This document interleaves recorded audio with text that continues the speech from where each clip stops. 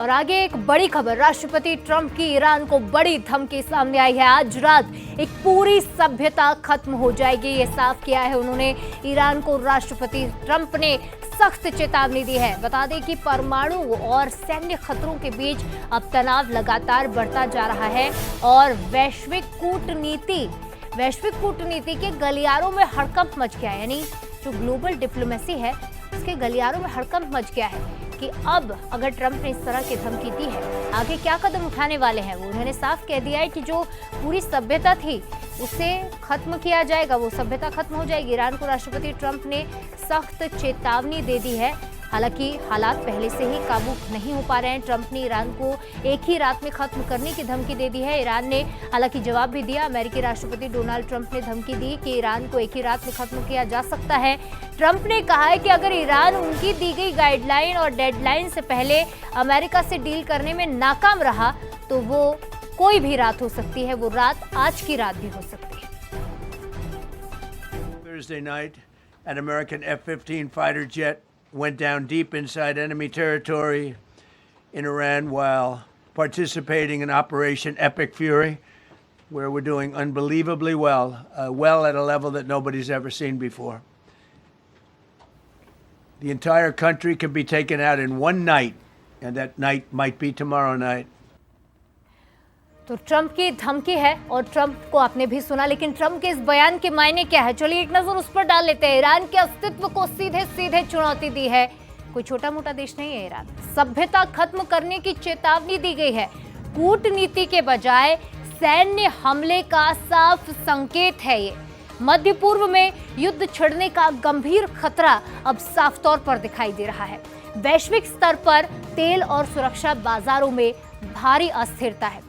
तो press conference के दौरान ट्रंप ने ये बात कही थी। इस खबर पर ज्यादा बातचीत करेंगे। विश्लेषण के लिए हमारे साथ न्यूज़ हेड शरद जी जुड़ चुके हैं। शरद जी, डोनाल्ड ट्रंप को हमने सुना, जो हालात है वो हम सब देख पा रहे हैं। ग्लोबली एक बड़ी चुनौती हम सब के सामने है। ऐसे में ट्रंप का ये बयान सामने आना ईरान के लिए आखिरी चुनौती के तौर पर इसे देखा जाए, क्या मायने निकाले जाए इस बयान के?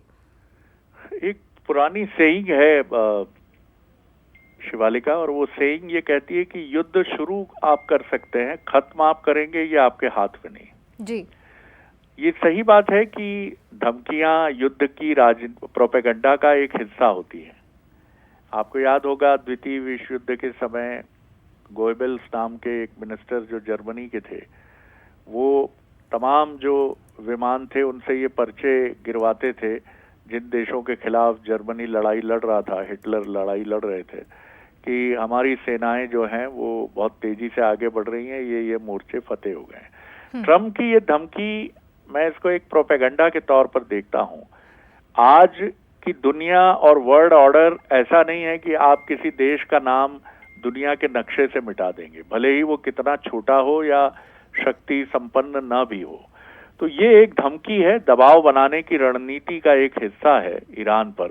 हाँ, ये जरूर है कि इसका ये अर्थ भी नहीं है कि वो कुछ करने नहीं जा रहे हैं। जाहिर तौर पर अगर जब वो ये बात कह रहे हैं तो आज कुछ बड़े हमले ईरान पर, उसके इंफ्रास्ट्रक्चर पर, उसके पावर सेंटर्स के आसपास जरूर हो सकते हैं, लेकिन ईरान का नामो निशान मिटा देंगे, इससे ना इत्तेफाकी मुझे लगता है कि ये बढ़ चढ़ कर दिया गया एक बयान जरूर है। लेकिन ये चिंता इसलिए पैदा करता है शिवालिका कि हम युद्ध के करीब करीब 1 महीने से ज्यादा समय की तरफ हम बढ़ चले हैं और अभी तक युद्ध खत्म होने के आसार तो छोड़िए, अभी तो ऐसा लग रहा है कि ये युद्ध और जोर पकड़ रहा है।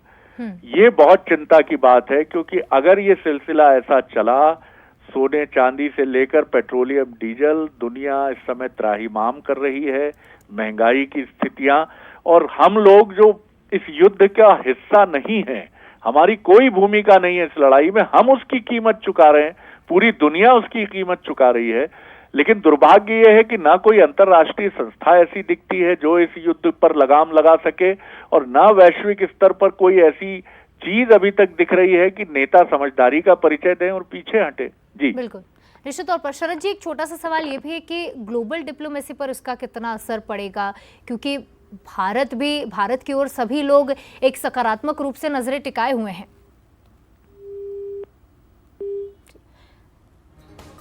ठीक है, तो देखिए शरद जी हमारे साथ जुड़े थे, विश्लेषण उन्होंने इस मामले पर किया और चलिए आगे बढ़ते हैं, रुक करेंगे सीधे